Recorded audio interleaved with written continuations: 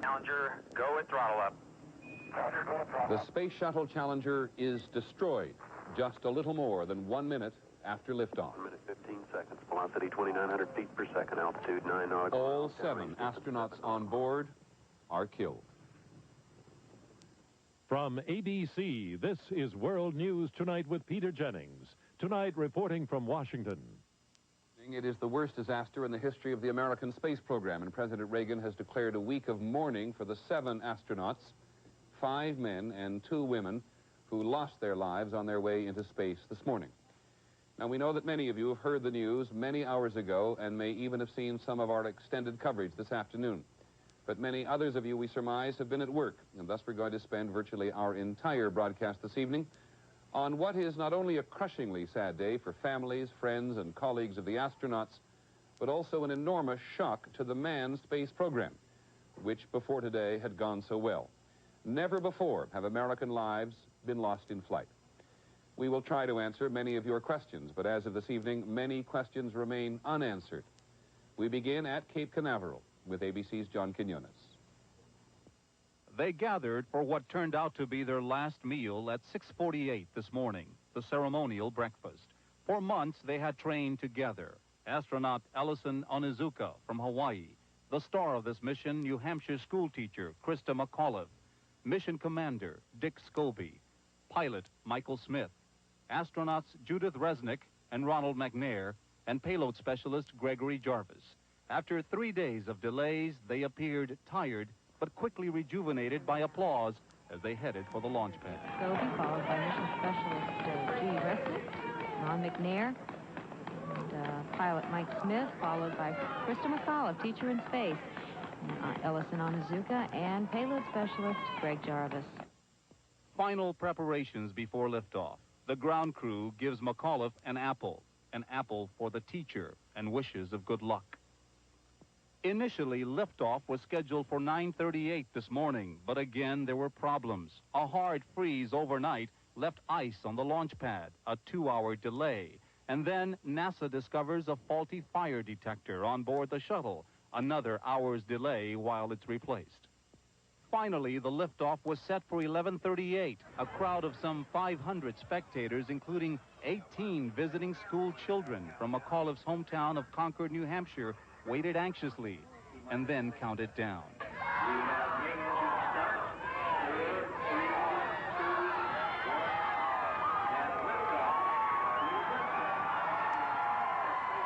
The liftoff appeared flawless. The spectators, including Krista McAuliffe's parents, Grace and Edward Corrigan, watched proudly through tears of joy. 65 seconds into flight, NASA Control orders Commander Scobie to go to full power. Challenger, go with throttle up. Challenger, go with throttle up. Suddenly, an explosion. Flight controllers here looking very carefully at the situation. Obviously a major malfunction.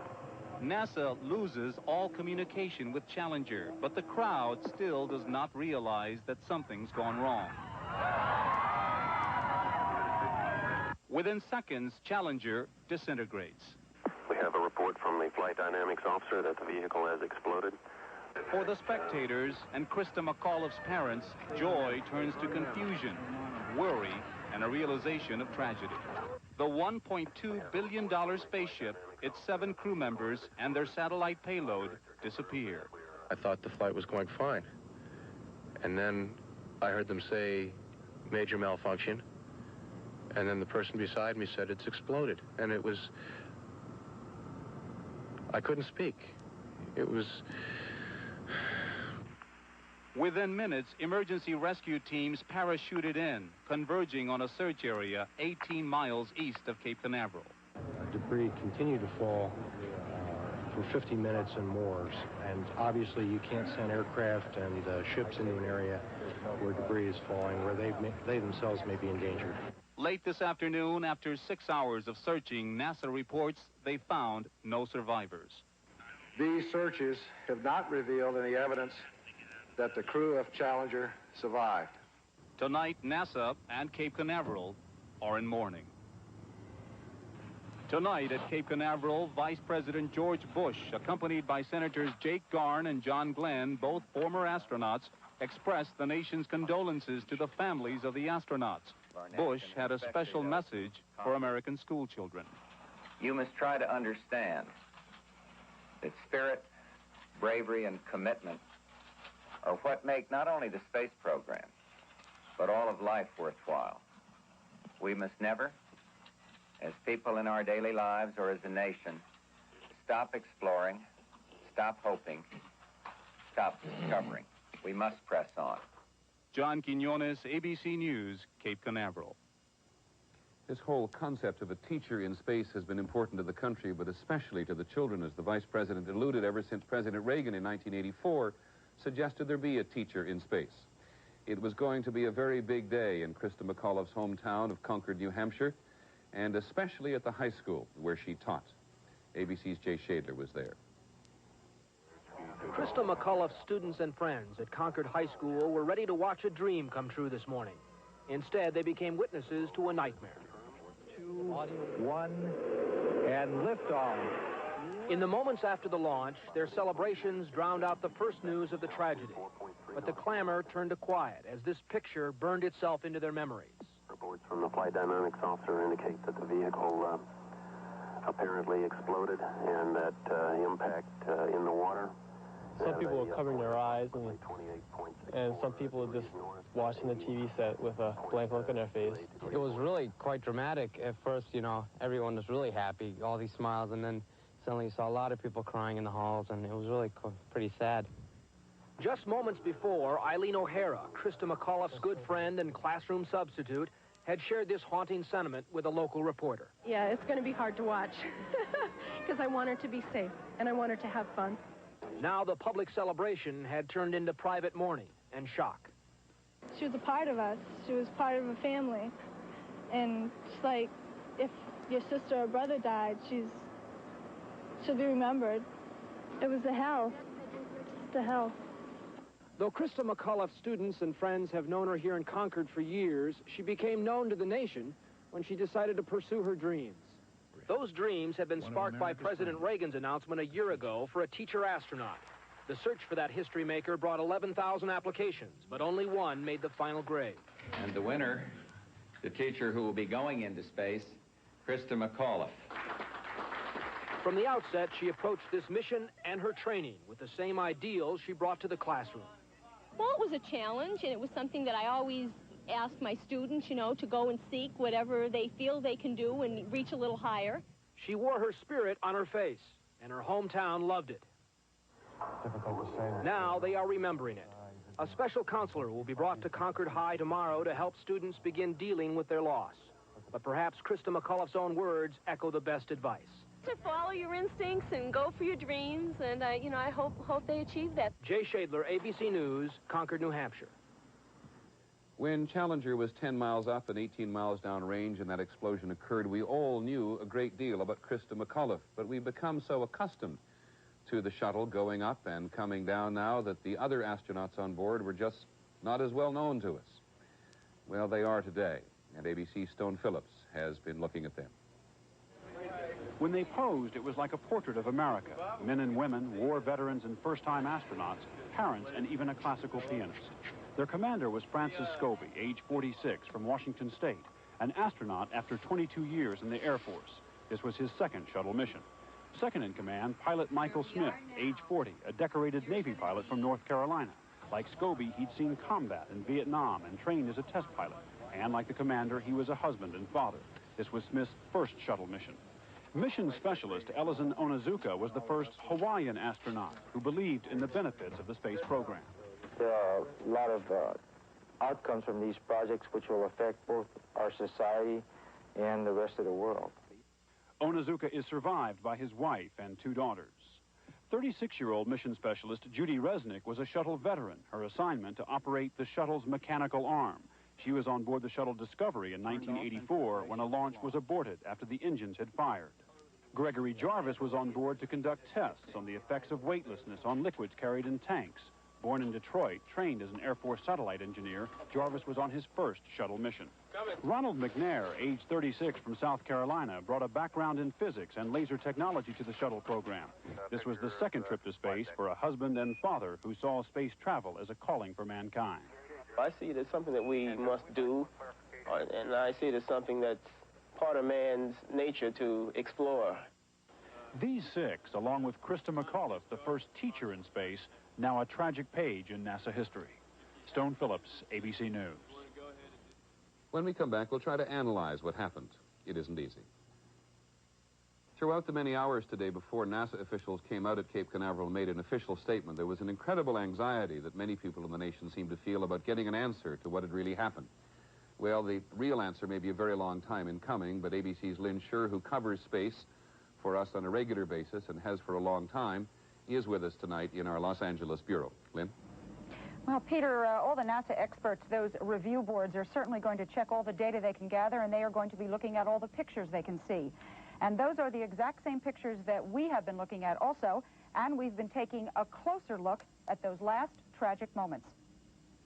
Here you see what they call a nominal ascent. All those words, textbook, picture perfect, and then suddenly a tiny flame just where the fuel lines go from the big external tank into Challenger itself. On the left, with the arrow, a plume where gases from the tank are forming, obviously feeding the fire. Now you will see the flame creeping up the external tank in between the tank and the shuttle itself. This is the beginning of the huge, catastrophic explosion that absolutely engulfed the entire system. You will see a second explosion right at the top of that big external tank. This is obviously what put the entire thing into flames and probably what destroyed the shuttle almost instantly. Now for a moment the smoke clears and we see emerging apparently the top of Challenger. We think this is the last picture we have ever seen of Challenger before it fell to the sea with its precious cargo. And as the sequence is going to continue, you will see that mammoth, horrible explosion on the right. One of the solid rocket boosters split away now from the tank and the shuttle itself. These boosters cannot be controlled once they're lit, so it has obviously gone off on its own into the wrong place, but it does not appear, I repeat, appear from what we can see that it was the cause of the explosion or that anything happened to it.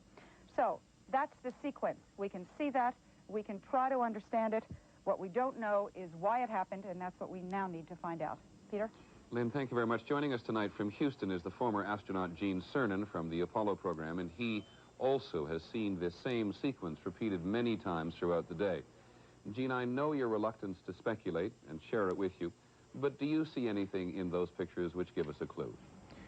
I think the analysis Lynn presented, the only one we have to work with because, you know, we don't have access to the data, and it would take even us, if we had the time, weeks and weeks to analyze it. But just simply from the pictures, it sounds to me like her analysis, as it was portrayed, has got some substance to it. We can't answer why. We don't know why. We don't know why it might have happened, but from those pictures we might very well be able to see what happened. Remember that tank that she referred to is carrying thousands and thousands of pounds of liquid oxygen and liquid hydrogen. Hydrogen is a propellant. It burns, it explodes. Liquid oxygen is the oxidizer, like air, which supports the fire, which allows it to burn.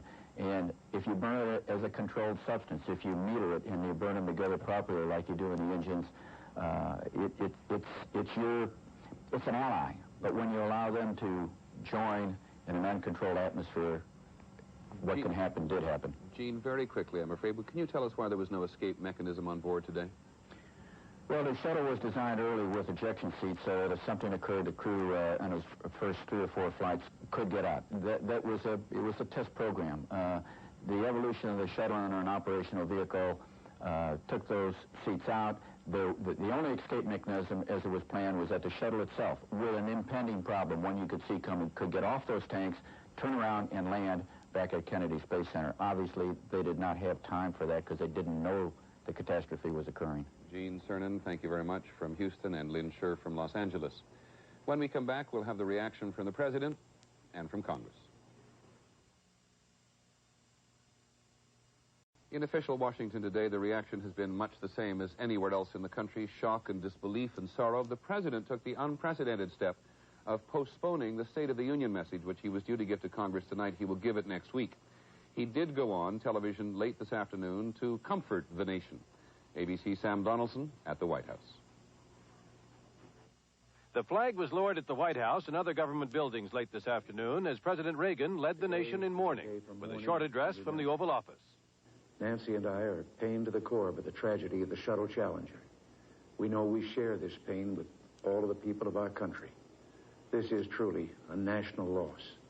The day began with the president conferring with congressional leaders about his State of the Union message scheduled for delivery tonight. When he heard the news of the shuttle disaster, his first thought was to go ahead with it. You can't stop governing the nation, Mr. Reagan told a group of reporters. But as the president and his advisors kept watching the television replays of the explosion and the reactions of relatives, school children, and others, Mr. Reagan changed his mind. The president thought it was entirely appropriate that his State of the Union be deferred. The State of the Union speech was put off until next Tuesday. Vice President Bush was dispatched to Cape Canaveral to express the president's concern to people there. And Mr. Reagan, in his own remarks, tried to explain to the school children who had watched the explosion, he said, why such things happen. I know it's hard to understand, but sometimes painful things like this happen. It's all part of the process of exploration and discovery. It's all part of taking a chance and expanding man's horizons. The future doesn't belong to the faint-hearted. It belongs to the brave. This was to have been another night of triumph for the president, who had planned to tell the Congress and the nation how good things are in the country. But the shuttle disaster has changed all that. Officials here are shaken by the loss and by the fact that it has happened on Mr. Reagan's watch. Sam Donaldson, ABC News, the White House. This is Britt Hume. Officials usually keep emotions under control in Washington, but today there was no hiding them. Well, it's very difficult for me to talk about it because these were my friends. It's been an amazingly successful series of triumphs through the years. But it also is fraught with the possibility of tragedy, and that's what we came up against today. There were some calls to rein in NASA. I think that some limit has to be placed on the PR that NASA indulges in. I think the policy of sending civilians into space obviously had better be reevaluated. But that seemed a minority sentiment. Let us remember, in silent prayer, those who were involved in the spacecraft shuttle accident just a few minutes ago. Now their names become history. But that drive of the human spirit will not die. In that flash and fire, it will be reborn again in other young men and young women who will read about them and learn. Florida Congressman Nelson, who returned aboard the shuttle Columbia just last week, had lost none of his enthusiasm. This is part of what you understand is part of the risk that you're taking. Of course I would go again, even if it were tomorrow. I would go again tomorrow. If NASA would let me go, I would go again. Unlike another costly and dangerous program, the military, the space program has always been popular here, seeming to represent something Americans like to think is theirs, the future. This tragedy may shake that feeling, but if today's reactions are a guide, not for long. Britt Hume, ABC News, on Capitol Hill. Well, this tragedy has had repercussions well beyond the borders of the United States. When we come back. As ABC's Bill Blakemore now makes clear, there was shock and grief all across the country today and all around the world. That poor teacher, you just think everything is just down pat, and then something like this happens. I feel awful. The feeling that you get, that cold feeling all over that only happens maybe 5 times in your lifetime, right? Space shuttle explode, get it right now. At midday, word flashed between people everywhere across the country. Didn't you know about it? Yeah, the space shuttle blew up this morning. Oh, yeah. I think it's very tragic. I think it's the most tragic thing since the death of Kennedy himself. And as with Kennedy's death, people remember where they were the moment they heard. I was in an elevator in Midtown Manhattan, and somebody said the shuttle just came down. But it was in those schoolrooms around the country. We have a report from the flight dynamics officer that the vehicle has exploded. My director confirms that. We are looking at checking with the recovery forces to see what can be done at this point. Can we get the cameras? Pilot Mike Smith, Commander Dick Scobie, Judy Reagan, there it is. There you see. The kids invited almost as if to a party for a live classroom lesson from space turned suddenly into a lesson in mortality. You think that there's so much technology that, you know, they could keep things like this from happening. I was horrified. I didn't think that would happen. I didn't think that would happen. The shock was immediately felt around the world. Within 30 minutes of the explosion, Soviet TV showed it. In the Frankfurt airport, travelers stopped in their tracks. Back in America, test pilot Chuck Yeager showed the professionals' attitude to danger. You don't give an awful lot of thought to it because, number one, you can't do anything about it when it happens. But for most of us today, there was no professional detachment, just the sudden finality of it. It was just a nice liftoff, and then right out the clear blue sky, boom, it happened, and it just made me feel bad. Bill Blakemore, ABC News. It made us all feel bad. We'll be back in a moment. It really was largely because of the teacher, Krista McAuliffe. We can't recall a time since man set foot on the moon when much of the nation, and because it was so many children, were engaged in a particular mission. When President Reagan went on television this afternoon, he was talking not only to the children, but to all of us, trying to comfort a nation. The crew of the Space Shuttle Challenger honored us for the manner in which they lived their lives.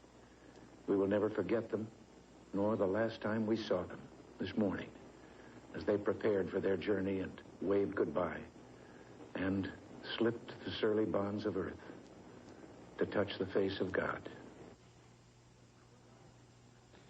Very often, but particularly today, this program seems inadequate to tell it all and to share it all. Later this evening on the full ABC network at 10 o'clock, 9 Central Time, we'll have a full hour special on today's tragedy, and then even later this evening on Nightline, Ted Koppel and his guests will go as deeply as one can on a day such as this into this tragedy. The death of 7 American astronauts and mourning across the land and around the world. That is our report on World News Tonight. I'm Peter Jennings. Good night.